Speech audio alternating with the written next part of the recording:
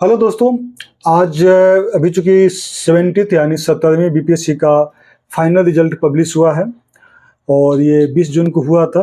तो उसमें लगभग 5,354 स्टूडेंट्स जो है इंटरव्यू वगैरह दिए थे।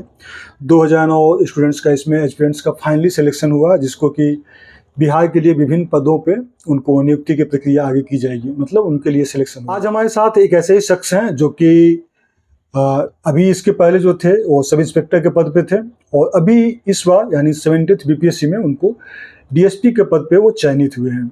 तो इनकी जर्नी और इनके जो अपना स्टडी के दौरान किस किस प्रकार की समस्याएं इनके सामने आई और क्या इनका स्ट्रेटजी रहा, इन सब चीज़ों के बारे में हम लोग डिस्कस करेंगे। तो चलिए स्टार्ट करते हैं। सबसे पहले आपका स्वागत है आपको हमारा इस चैनल पे।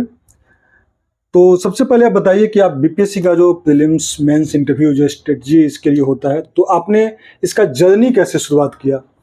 जी, पहले तो बहुत बहुत धन्यवाद सर, आप अपने चैनल पे मुझे इनवाइट किए इसके लिए। और जहाँ तक बीपीएससी की जर्नी की शुरुआत की बात है, तो ये तैयारी मेरी बहुत पहले से ही चल रही थी। स्टार्टिंग से ही ये गोल था कि बीपीएससी करना है, लेकिन जैसे-जैसे फिर समय मिला तो फिर पहले तो मेरा चयन दरोगा के पद पे हुआ। उसके बाद फिर मुझे लगा कि अब समय आ गया है जब मुझे अपने इस ड्रीम की तरफ काम करना चाहिए। उसके बाद फिर मैंने स्टेप बाय स्टेप इसका तैयारी शुरू किया। तो पहले प्रीलिम्स की अगर बात करें तो प्रीलिम्स में जैसा कि सिलेबस है कि इसमें वो होता है ऑब्जेक्टिव टाइप क्वेश्चन ही होता है मेनली। तो फिर उसके बाद प्रीवियस ईयर क्वेश्चन को देख के और सिलेबस को देखते हुए मैंने अपना तैयारी शुरू की। इसके बारे में हम लोग करेंगे, आगे हम लोग बात करेंगे। और उसके बाद में जैसे कि आपका ये जो तैयारी है, आपने लगभग कितना दिन से आपको लगता है कि इसमें आपका, क्योंकि अचानक से तो ऐसा नहीं कि बहुत बड़ा तैयारी किए होंगे, आप धीरे धीरे स्टार्ट किए होंगे, तो लगभग अराउंड कब से आप बीपीएससी के सिलेबस से जुड़े हुए हैं?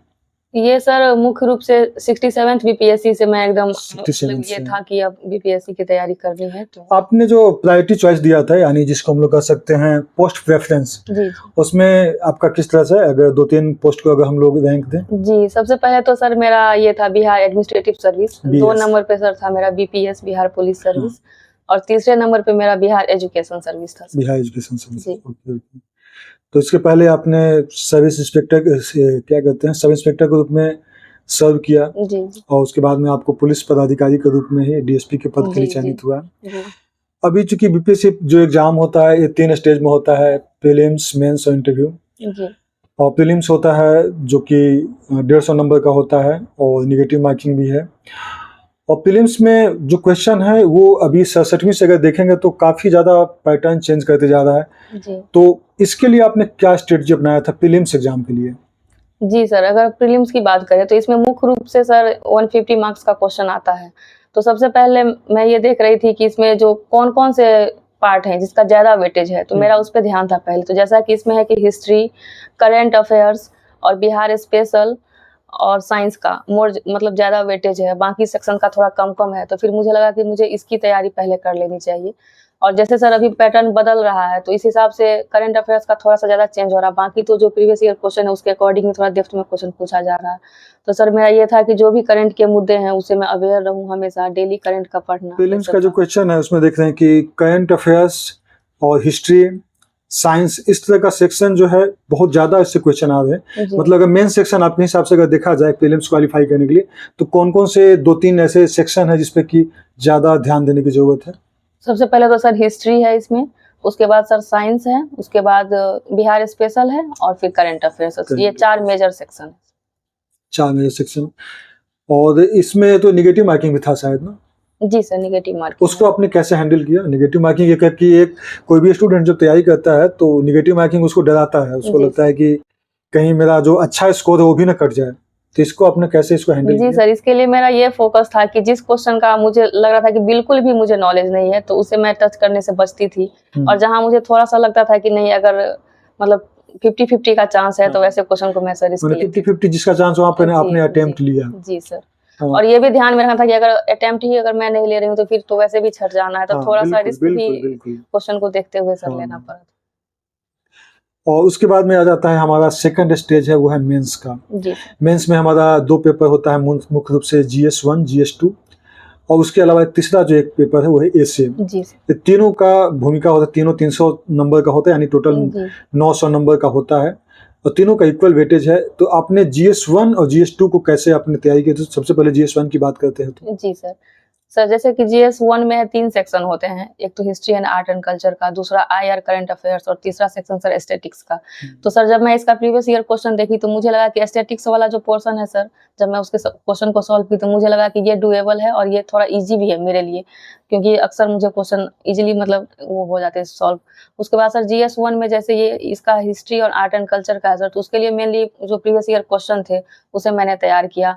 और ये करंट अफेयर्स और IR के लिए सर डेली न्यूज एडिटोरियल मैं सुनती थी, जो भी करंट में मुद्दे चल रहे हैं वो सब मैं पढ़ती थी सर, तो उससे हो गया था सर। स्टेट जो क्वेश्चन आता है DI जिसको कहते हैं डाटा जी, इंटरप्रिटेशन, तो वो तो अच्छा स्कोरिंग होता है पेपर 1 के लिए। जी, जी। तो उसके लिए आपने क्या स्ट्रेटजी ऐसा अपनाया, तो कुछ स्पेशल जो कि और भी दूसरे स्टूडेंट्स को अपनाना चाहिए, जो कि क्योंकि हमारा एक बहुत बड़ा मार्क्स का डिफरेंस पैदा कर देता है जी सर। DI से। और सर स्टेट जो है सर सबसे ज्यादा स्कोरिंग पार्ट है, अगर आप इसमें Scoring अच्छा करते हैं तो फिर आपका मतलब GS1 में बहुत अच्छा स्कोर रहने की 72 का संभावना होता है, रहती है। 70 मार्क्स तक आप ला जी, सकते हैं, जी, 72 तक ला जी, सकते जी। हैं आप। तो सर इसमें मेरा ये था कि स्टेट में होता क्या है कि क्वेश्चन रहता है इजी, लेकिन एग्जाम का प्रेशर की वजह से लोग क्या करते हैं, थोड़ा सा क्वेश्चन को मतलब अच्छे से समझ नहीं पाते हैं। तो मेरा ये था कि आप पहले क्वेश्चन को अच्छे से समझिए और मतलब कूल माइंड होके क्वेश्चन को सॉल्व कीजिए। तो ये ज्यादा कुछ इसमें था नहीं सर, तो फिर हो जाता है ये। तो ये जैसे होता है कि बहुत सारे लोगों का कहना होता है कि DI जो है वो जो आर्ट्स स्टूडेंट हैं, जो साइंस के नहीं हैं, उनको समस्या होती है। तो आपको कैसा है, मतलब इसके बारे में क्या राय है? नहीं सर, मुझे लगता है कि स्टेट के लिए जो नॉर्मल है, परसेंटेज, एवरेज, ये सब जो जानते हैं तो ये नॉर्मल ही है, ज्यादा कुछ मतलब नॉर्मल मैथ है, हाँ, उसको तो खाली फिर प्रैक्टिस की जरूरत है सही है और जी, कैलकुलेशन सही है, तो फिर ये तो आपका अच्छा स्कोर हो जी सकता सर। है। अब हम लोग बात करते हैं GS2 का, जी जिसकी सर। जो कि होता है पॉलिटी, इकोनॉमी एंड ज्योग्राफी और साइंस एंड टेक। जी सर। तो आपने तीनों सेक्शन को कैसे आपने बैलेंस करके तैयारी किया? सर पॉलिटी के लिए तो सर जो भी बेसिक बुक वगैरह थे वो मैं पढ़ी थी, और सबसे पहले तो सर इसका सिलेबस मैं देखी थी कि कैसे कैसे मेंस में क्वेश्चन आते हैं और प्रीवियस ईयर में क्या क्या पूछा गया, उन टॉपिक को सर मैं रेडी की थी। और ज्योग्राफी और इकोनॉमिक्स के लिए जो भी NCERT के बेसिक हैं वो मैं क्लियर कर रखी थी पहले ही, तो इसमें ज़्यादा प्रॉब्लम नहीं आई। और साइंस टेक में सर ये देखा जाता है कि जो नया नया टेक्नोलॉजी उभर रहा है ज़्यादातर उससे क्वेश्चन पूछे जाते हैं, तो उस सबसे मैं करंट के माध्यम से अवेयर रहती थी, तो फिर इसका साइंस एंड टेक भी बताया जाता है कि साइंस के स्टूडेंट इसमें बहुत अच्छा कर पाते हैं। क्या जो बाकी जो आर्ट्स स्टूडेंट है या फिर दूसरे फैकल्टी के स्टूडेंट्स है, क्या उनके लिए मतलब बहुत ज्यादा डिफिकल्ट होता है या फिर नहीं सर, सामान्य? ऐसी तो कोई बात नहीं है। जहाँ तक मुझे जानकारी है कि ये दरअसल प्रैक्टिकल जो लाइफ में जो हमारे भी जीवन में जो applicable होता है जी ना, सर। उसी से संबंधित है। ये हम सभी को जानना चाहिए, चाहे वो साइंस को हो या या नहीं ना हो। हो। जी सर। और उसमें तीसरा जो सेक्शन है बहुत इंपॉर्टेंट, वो है एशिया। जी सर। जैसे नया इंट्रोड्यूस किया गया है, जी। ये पिछले 2 साल से चल रहा है और ये स्कोरिंग भी है और बहुत मतलब इसका पैटर्न एग्जैक्ट पता नहीं चल पाता है कि कैसे क्वेश्चन पूछा जाएगा। थोड़ा सा नयापन इसमें देखने को मिलता है। तो इस बार जो 17वीं के लिए आपने दिया था मेंस, जी। ऐसे को आपने कैसे हैंडल किया? जी सर, ऐसे के सर इस बार 3 सेक्शन, मतलब ये ऐसे में है कि 3 सेक्शन में इसको डिवाइड किया रहता है, 3 तरह के आपको ऐसे लिखने होते हैं। तो जो फर्स्ट 2 पार्ट है सर वो थोड़ा सा स्टैटिक और थोड़ा सा फिलोसॉफिकल भी होते हैं, और ये तीसरा पार्ट है वो बिहार स्पेशल होता है। इसमें बिहार के जो भी भाषा है लोकल, उसमें सर जो भी कहावत या लोकोक्ति है उससे संबंधित पूछा जाता है। तो सर ऐसे का मेरा ये था कि ऐसे को आप कितना खोल सकते हैं, कुछ भी बात है तो उसको हर एक दृष्टिकोण में दिखाना कि इसके क्या प्लस है, माइनस है, अगर कोई कमी है तो इसको कैसे सॉल्यूशन इसके क्या हो सकते हैं। इस तरह सर मैंने ऐसे को अप्रोच किया था। और ऐसे में है कि आप बीच-बीच में अच्छे से कुछ कोटेशन, जो कोई व्यक्ति कुछ बात बोले हैं तो उनको आप कोट करके ऐसे को इम्पैक्टफुल बनाया जा सकता है सर। तो ये मेरा इसमें था फॉलो करने। और जो हमारा थर्ड सेक्शन है वो है इंटरव्यू। जी। तो इंटरव्यू जो आपका जो इस बार का रहा, तो किस प्रकार का मतलब आपके साथ क्वेश्चन वगैरह हुआ, चाहे आपका इंटरेक्शन जो हुआ पैनल से, BPSC बोर्ड से, किस प्रकार का रहा? जी सर, क्योंकि सर मैं वर्किंग थी तो मेरा इंटरव्यू मेनली मेरे जो भी बैकग्राउंड थे, मेरा सर्विस, उससे ही पूछा गया ज़्यादातर क्वेश्चन। और सर इंटरव्यू देके बहुत अच्छा लगा, जो भी पैनल थे बहुत ज़्यादा ही कॉर्डियल थे और सारा क्वेश्चन जो पुलिसिंग से ही आ रहे थे, क्योंकि मैं सब इंस्पेक्टर थी 4 साल से, तो मेरे क्या अनुभव है, इसमें क्या कमी है, क्या सुधार किया जा सकता है, आप एज ए महिला क्या फील करती हैं, इसको कैसे बेहतर बनाया जा सकता है, ये सारे ही क्वेश्चन थे सर मेरे से। और बहुत मतलब अच्छा गया था मेरा इंटरव्यू। कितना देर लगभग चला था? ये लगभग सर 22 मिनट के आसपास चला था, एग्जैक्ट तो नहीं मालूम है। जी आपको क्या लगा, मतलब इंटरव्यू पैनल आपसे संतुष्ट था, आपके जो जवाब थे उससे? जी सर, मुझे लगा, क्योंकि जब मेरा इंटरव्यू एंड हुआ सर तो वो एक लाइट मोड पे वो हुआ, एंड हुआ, सारे लोग मतलब हंस रहे थे, तो मुझे लगा कि शायद ठीक ठाक रहा। चलिए, तो ये आपका जर्नी रहा प्रीलिम्स मेंस इंटरव्यू। कुछ हम ऐसे सामान्य तौर पे आपसे कुछ हम प्रश्न पूछते हैं, जैसे कि सबसे पहला क्वेश्चन आता है कि आप सब इंस्पेक्टर के पद पे थे और दोस्तों मैं बताना चाहूँगा, मैं भी अभी बख्तियारपुर में सर्किल ऑफिसर के पद पे हूँ। तो मेरा और मैडम का कई बार लॉ एंड ऑर्डर में हम लोग का ड्यूटी लगता था, तो उसमें मैं देखता था कि कितना टफ ड्यूटी होता है। उसके बावजूद भी पढ़ाई करना या फिर जो अपना टेम्परामेंट को शांत रखना, टेम्परामेंट को एकदम स्टडी मोड में रखना, ये बहुत डिफ़िकल्ट होता है। मैं इस चीज़ को समझ सकता हूँ, क्योंकि जिस जगह पे है यहाँ पे काफ़ी ज़्यादा विधि व्यवस्था और बहुत सारी समस्याएँ होती हैं। तो मेरा पहला सवाल आपसे यही रहेगा कि आपने इसको लेकर, आप जॉब में रहते हुए बीपीएससी के लिए जो तैयारी किया, इसके लिए सबसे जो इम्पोर्टेंट चीज़ है वो है टाइम मैनेजमेंट। जी तो आपने इसको जो समय प्रबंधन, टाइम मैनेजमेंट आपने कैसे किया? सर, इसके लिए मेरा ये था कि ड्यूटी आवर में तो सर मैं ड्यूटी में ही पूरे तरह व्यस्त रहती थी। उसके बाद सर जो भी टाइम बचता था उसमें मेरा मुख्य फोकस होता था कि जो भी टाइम बच रहा है उसमें मुझे क्या करना है। दिन की प्लानिंग मैं सुबह में ही कर लेती थी कि आज अगर मुझे ये यहाँ जाना है, अगर ड्यूटी वहाँ लग रही है, तो उसके बाद जो भी टाइम बचेंगे उसमें मुझे क्या-क्या करना है। तो एक सर प्लानिंग इसमें बहुत ज़्यादा काम किया। जो भी टाइम मिलता था उसमें बस मतलब पढ़ाई का ही कि हाँ, पढ़ाई करना है। और थोड़ा-सा सर, क्योंकि ऐसे सर्विस में थे तो थोड़ा-सा खुद को आइसोलेट करना भी ज़रूरी था, क्योंकि अगर ज़्यादा लोगों से ज़्यादा इंटरेक्ट करते हैं तो फिर मेरा पढ़ाई में कहीं न कहीं फ़ोकस कम हो जाता। तो सर ये था। आपको क्या इसमें सीनियर पदाधिकारी वगैरह का सपोर्ट मिला कहीं से? जी सर, इसमें हमेशा मुझे जो भी सीनियर थे हमेशा वो प्रोत्साहित करते थे कि तुम कर सकती हो। तो सर उनका काफ़ी सहयोग रहा। हाँ, चूँकि मैं भी बहुत नज़दीक से देख रहा हूँ जो पुलिस डिपार्टमेंट, और हम लोग साथ में बहुत दिन काम किए हैं, तो टफ़ होता है। उस टफ़ टाइम में मैनेज करना बहुत मुश्किल होता है। जी। जो आपने किया ये काबिले तारीफ़ है। और भी जो एस्पिरेंट्स हैं जिनको लगता है कि मेरे पास समय की कमी है, समय नहीं होता है, तो ये सब बहाने नहीं चलेंगे। आपके पास जो 24 घंटा है वो इनके पास भी है, मेरे पास भी, सबके पास वही 24 घंटे होते हैं दिन-रात। अब उसको अलग-अलग ढंग से उसको मैनेज किया जाता है। उसमें हम 10 घंटा ड्यूटी कर रहे हैं, 12 घंटा, पुलिस का नौकरी 8 घंटा और 7 घंटा के हिसाब से नहीं चलता। वो 10 घंटा, 12 घंटा वो बढ़ जाता है, मतलब बहुत ज़्यादा हो जाता है। वो भी आपका माइंड हमेशा पज़ल रहेगा, काफ़ी सारा डिस्टर्बेंसेस होता है, आप सोच नहीं पाते ठीक से। वैसे में कंसंट्रेशन करना और एग्ज़ाम के लिए फ़ोकस करना, ये बहुत बड़ी चैलेंज होती है। तो ये आपके पास जो एक्सक्यूज़ेज़ हैं कि मेरे पास समय नहीं होता है, ये सब नहीं चलेगा।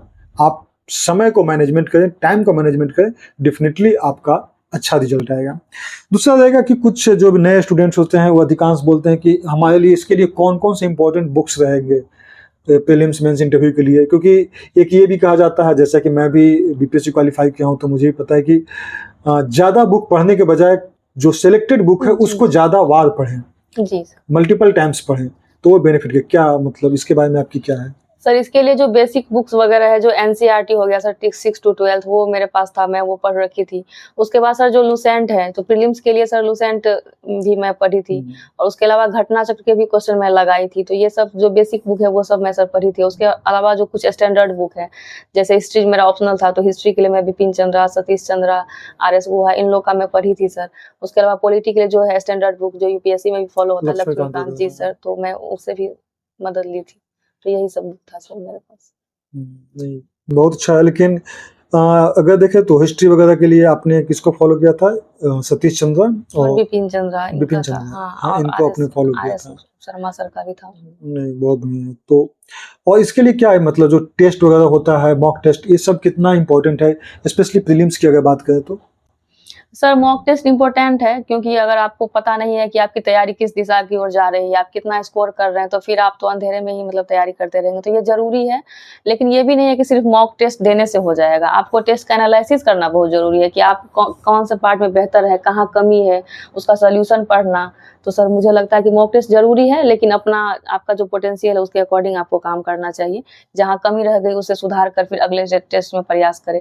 ज़्यादा टेस्ट की अपेक्षा कम टेस्ट दें, लेकिन उसका एनालिसिस अच्छे से करें, तो फिर आप बेहतर हाँ, कि प्रदर्शन कर आपने जो पाएँगे। अटेम्प्ट लिया, वो किस आधार पे लिया और जो आपका क्वेश्चन छूटा, जी। क्यों छूटा? जी सर। अगर ये एनालिसिस कर लेते हैं। जी। अच्छा, एक और चीज़ देखते हैं कि जो जैसे कि आपने बताया था कि एनसीईआरटी बेसिक बुक्स है, उसको पढ़ना जी, ज़रूरी है। जी, लेकिन बहुत लोगों को ये बेसिक बुक्स जो है एनसीईआरटी बोरिंग लगता है। जी। वो लगता है कि एक हम बहुत बड़ा-बड़ा किताब पढ़ रहे हैं, बहुत डिटेल में पढ़ रहे हैं, लेकिन उससे आसान तो लुसेंट है, जिसको कि हम देख रहे हैं कि वन लाइनर है, बहुत आसानी से क्वेश्चन हमको पकड़ में आ जा रहा है।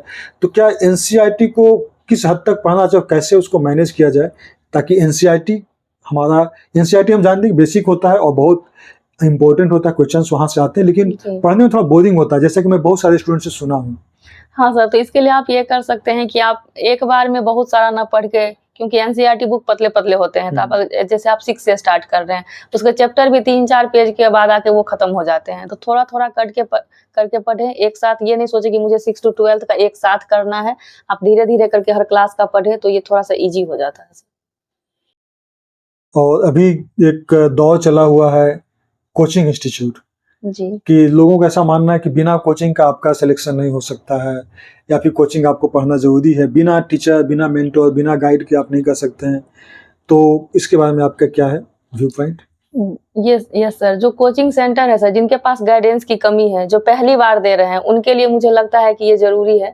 लेकिन जैसे सर मैं वर्किंग थी तो मेरे पास उतना समय नहीं था कि मैं जाके कोचिंग करूं या जो कुछ, तो सर मेरे लिए लग रहा था कि जो भी अभी ऑनलाइन सोर्स है, यूट्यूब पे, टेलीग्राम पे अवेलेबल है, तो उनसे भी आप कर सकते हैं। अगर आपके पास गाइडेंस नहीं है तो आप जाके कोचिंग ले सकते हैं, उससे आपको पता चल जाएगा कि क्या सिलेबस है, कैसे करना है।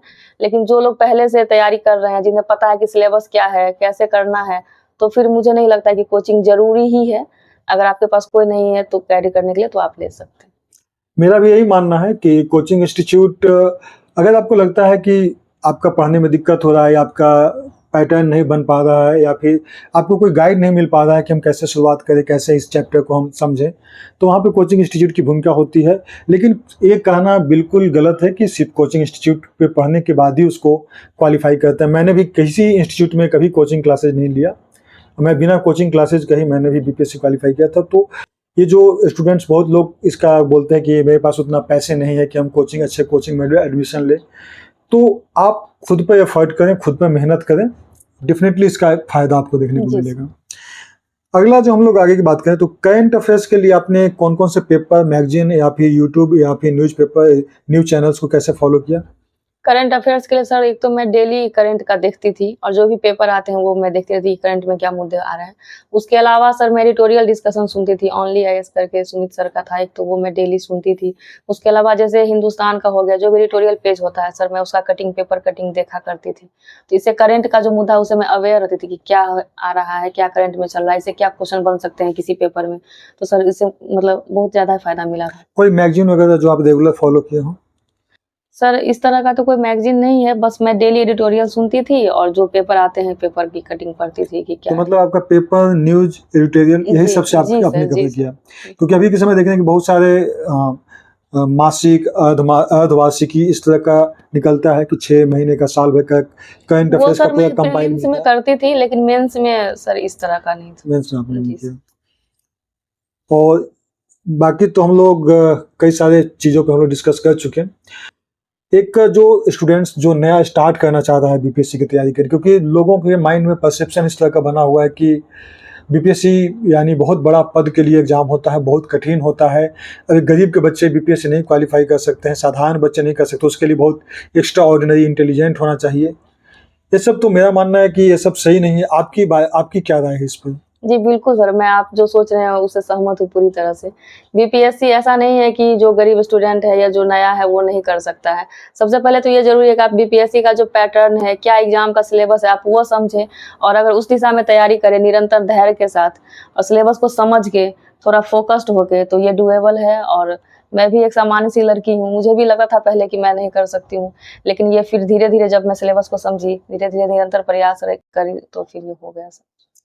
जो नए एस्पिरेंट्स हैं उनको आपके तरफ से क्या सलाह रहेगा? जी सर, मेरा तो यही सलाह रहेगा कि बीपीएससी का जो भी प्रोसेस अभी चल रहा है, जैसे पहले अभी प्रीलिम्स का एग्जाम होना है, तो अभी बहुत कम भी समय रह गया, 1 मंथ भी नहीं है, अगले 26 को आपका एग्जाम हो जाएगा। तो फिर अभी आप प्रीलिम्स पे फोकस रहें, उसके बाद फिर जो मेंस है, तो फिर जैसे जैसे प्रोसेस है उसके अकॉर्डिंग आप काम करते रहें, धैर्य के साथ लगातार अगर मेहनत करेंगे तो निश्चित ही सफलता मिलेगी। चलिए, मैडम ने बिल्कुल सही बात बताया। आपको बहुत इसमें पैसेंस रखना पड़ता है, जल्दी टूटना नहीं, धैर्य रखना पड़ता है, और आप कंटिन्यू अगर विदाउट एनी ब्रेक, मतलब कि आप लगातार आप अपने दिशा में मेहनत कर रहे हैं, तो डेफिनेटली इसका अच्छा आउटपुट आता है, अच्छा रिजल्ट आता है। तो आज हम लोग एक शॉर्ट डिस्कशन किए कि बीपीएससी सफलता के लिए सिर्फ पढ़ना नहीं बल्कि बहुत सारे चीज़ें होती है, जैसे कि आपको स्मार्ट स्टडी एक बहुत बड़ा फैक्टर है कि आप क्या पढ़ रहे हैं, कैसे पढ़ रहे हैं, वो इम्पोर्टेंट है। मार्केट में बहुत सारी किताब हैं, जी। बहुत सारे स्टूडेंट को देख रहा हूँ कि मार्केट में इतने सारे किताब में उलझ जाते हैं, उनको लगता है ये भी खरीद लूँ, ये भी खरीद लूँ, ये भी खरीद, सारे किताब का वो पूरा कलेक्शन कर ले रहे हैं और पढ़ कोई भी नहीं रहे हैं। थोड़ा सा इसका पढ़ लिए, थोड़ा सा उसका पढ़ लिए। अब ऐसे में उनसे जब मेरा डिस्कशन होता है, देखते हैं कि उनका प्रिपरेशन आधा अधूरा रहता है, अप टू द मार्क नहीं रहता है। जी तो मतलब अगर ऐसे जो स्टूडेंट, किताब के लिए आपको क्या कहना है कि जितना सारी किताब कलेक्शन होता है? नहीं सर, मेरा तो ये कहना है कि आप अपने जो भी सोर्सेज हैं उसको लिमिटेड रखिए। रिवीजन इज दी की, जो भी कम सोर्स रखिए, लेकिन उसको बार-बार पढ़िए, जिससे कि आपकी तैयारी और अच्छी हो पाएगी। ज़्यादा सोर्स रखने से आदमी को लगता है कि कभी ये पढ़ ले, कभी वो पढ़ ले, तो उससे होता ये है कि आप ना उसमें जो लिखा है वो अच्छे से कर पाते हैं, ना किसी पहले वाले बुक से। तो एक लिमिटेड सोर्स रखिए और उसको बार-बार पढ़िए, तो आपका कांसेप्ट भी क्लियर होता रहेगा और आप मतलब बहुत ज़्यादा अच्छा रहेगा ये आपके लिए। तो आज का एक जो शॉर्ट इंटरव्यू मैडम के साथ था, जिनका अभी 17वीं बीपीएससी में डीवाईएसपी डीएसपी के पद पे चयन हुआ है, और मेरी तरफ से इनको ढेर सारी शुभकामनाएं। और जिस तरह से अभी चूंकि मैंने इनके साथ काम किया है, जिस तरह से डेडिकेशन के साथ ये काम करते हैं, उम्मीद करते हैं कि डेडिकेशन के साथ आगे भी काम करें और इस राज्य के एक बेहतर ऑफिसर के रूप में अपना जिम्मेदारी को निर्वहन करें। बहुत बहुत धन्यवाद आपको थैंक यू। शो में आने के लिए। Thank you.